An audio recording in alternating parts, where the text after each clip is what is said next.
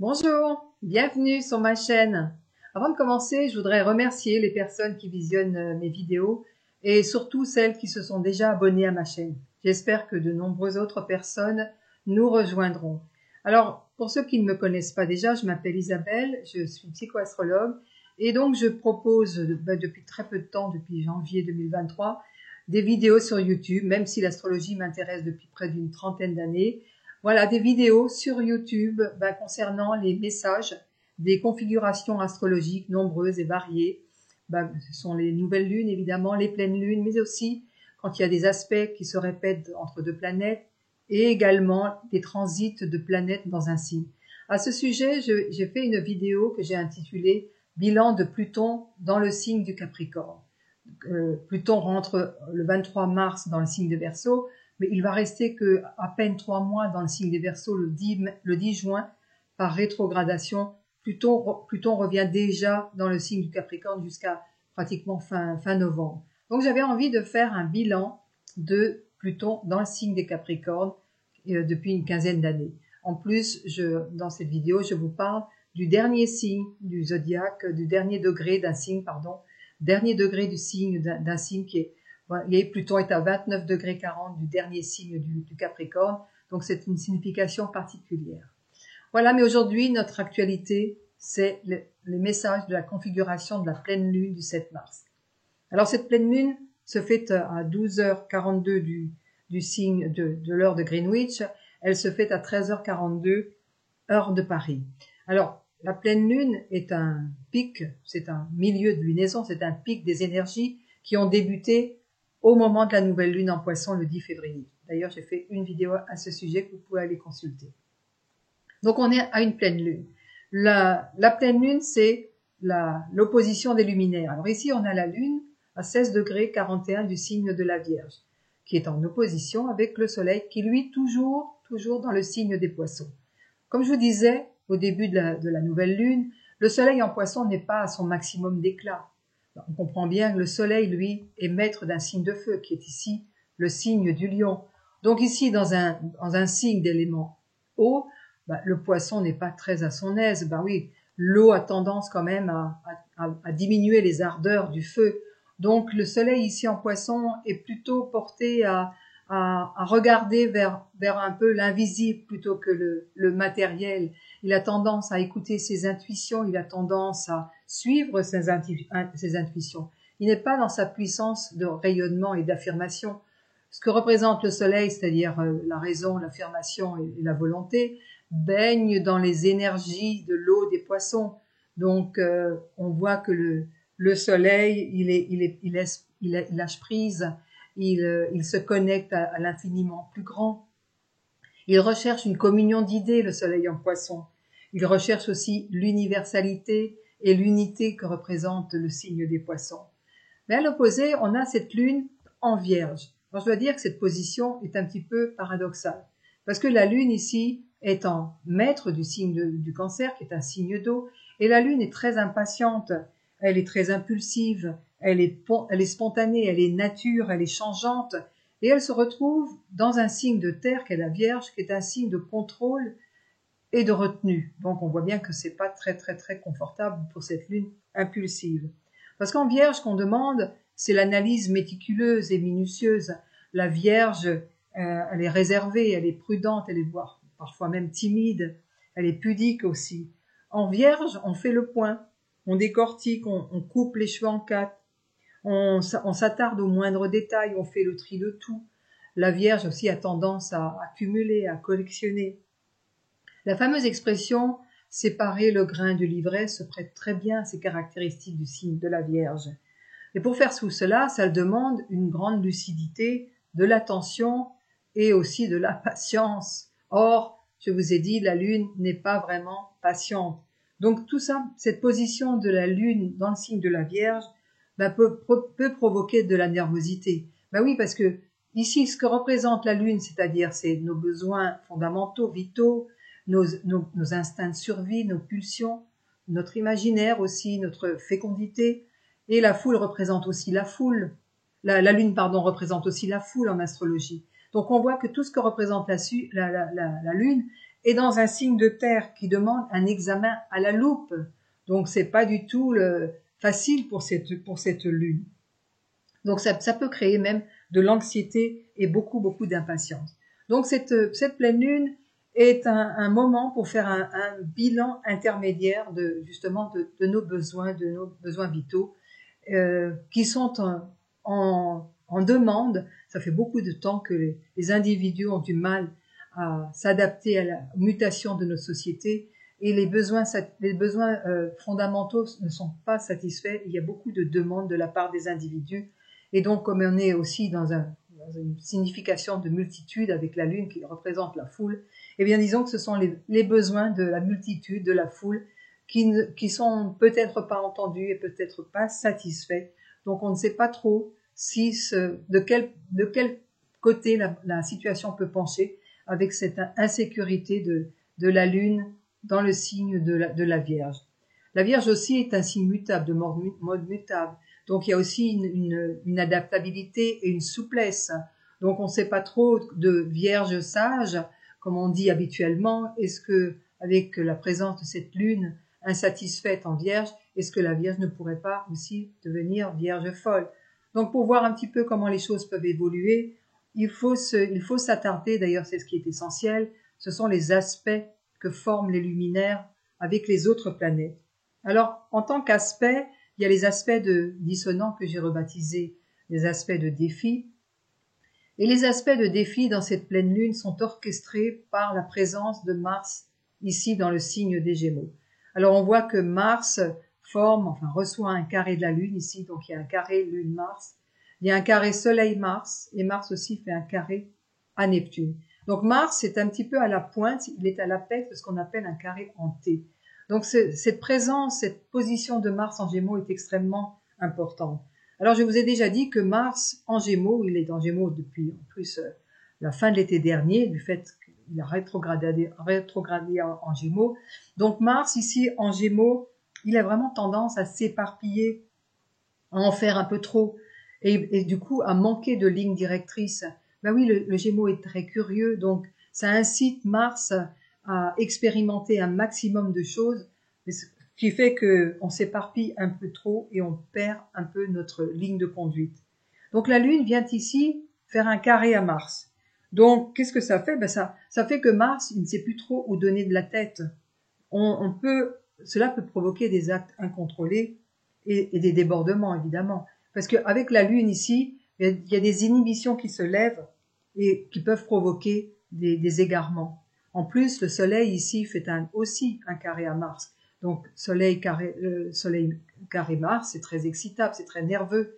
On voit donc que les possibilités de débordement sont nombreux. Et Mars, lui, fait un carré avec Neptune. Neptune qui d'ailleurs est très, très puissant puisque Neptune est en poisson dans son signe dont il est maître. Donc ce carré de Mars à Neptune ne fait qu'accentuer ce risque de perdre le cap, de perdre le nord. Il est difficile à ce moment-là de contenir nos agissements et surtout de choisir l'action appropriée. Avec ce carré de Mars-Neptune, on agit plus par pulsion, par croyance, par idéal que par la raison. Et en plus, on a aussi la Lune qui est opposée à Neptune. Elle le sera de manière exacte quelques heures plus tard. Donc la Lune opposée à Neptune, Neptune invite la Lune à se rassembler. La Lune est tiraillée par un appel à l'émancipation et à l'unification que propose Neptune dans le signe du Poisson. Donc on voit que la Lune représentant la foule, on voit que les besoins de chacun, on voit que les individus sont poussés à s'unir pour en faire entendre leurs besoins insatisfaits ou non entendus. Donc, les nombreux aspects impliquant Mars peuvent amener à des manifestations exagérées. Parce que l'union faisant la force, on peut avoir envie de manifester pour faire valoir ses besoins insatisfaits. Alors pour pallier cela, il va falloir trouver des soutiens. Donc un premier soutien dont je voudrais vous parler, c'est la synchronicité de l'entrée de Saturne en Verseau juste au moment de cette pleine lune. 1 heure après, disons. Donc c'est vraiment concomitant, c'est tout à fait spécial d'avoir cette synchronicité de l'entrée de Saturne dans le signe des Poissons. À ce sujet-là, le 4 mars, j'ai préparé une vidéo qui sortira le 4 mars pour l'entrée, ou qui est sortie le 4 mars, si vous regardez cette vidéo plus tard, pour parler de l'effet du transit de Saturne dans le signe des Poissons. Donc je vous invite à aller visionner cette vidéo. Donc c'est quand même curieux, étonnant, que Saturne rentre dans le signe des Poissons au moment même de cette pleine lune extrêmement émotive et dissipée.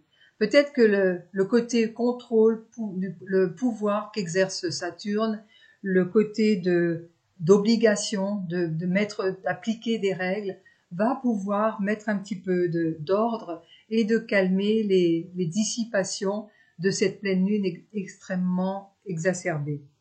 Mais on va regarder les autres aspects qu'on appelle les aspects de soutien qui peuvent pallier l'excitabilité des aspects de défi. Alors le premier aspect de soutien qui est important, c'est cette lune qui fait un aspect de trigone à Uranus ici, dans le signe du taureau. Donc cet aspect de soutien permet de prendre conscience, il y a toujours une prise de conscience, il y a des idées qui jaillissent avec Uranus. Donc cet aspect de lune trigone Uranus permet une prise de conscience, peut-être de voir différemment, d'exprimer différemment nos besoins fondamentaux. On peut trouver des solutions innovantes, inédites, pour pouvoir manifester, faire valoir nos besoins autrement. Donc c'est un aspect de soutien important qui peut compenser justement ce carré que la Lune fait à Mars. Alors nous avons d'autres aspects de soutien qui sont orchestrés un petit peu par Vénus. Alors Vénus est en Bélier, elle est proche de Jupiter. Donc cela donne beaucoup de confiance, beaucoup d'enthousiasme dans la manifestation de ce que représente Vénus, c'est-à-dire les sentiments, la manifestation, l'expression de nos sentiments, et également évidemment l'expression de toute notre créativité. Donc cela donne beaucoup d'enthousiasme et de confiance à Vénus dans le signe des Béliers. En plus, Vénus en Bélier n'est pas agressive. Elle est dynamique, mais elle n'est pas agressive. Vénus en Bélier est en exil, pardon. Elle est en exil parce qu'elle est en domicile opposé dans le signe de la Balance. Donc, elle s'affirme, Vénus. Elle exprime ses sentiments, elle exprime sa créativité avec beaucoup de dynamisme, mais pas d'agressivité. Elle garde une certaine douceur.